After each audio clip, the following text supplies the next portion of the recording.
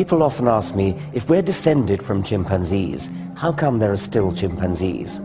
Well, we're not descended from chimpanzees. We're both descended from a common ancestor who lived there about 6 million years ago. That common ancestor then produced two branches, one of which went to us humans, and one of which went to chimpanzees, branching further to produce bonobos and common chimpanzees. We are all cousins. We are not descended from chimpanzees. More distantly related are gorillas.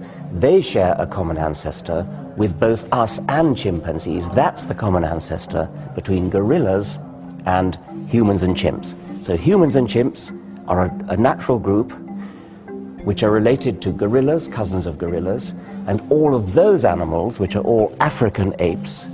The African apes are gorillas, humans, bonobos, and chimpanzees. All the African apes have a common ancestor with orangutans.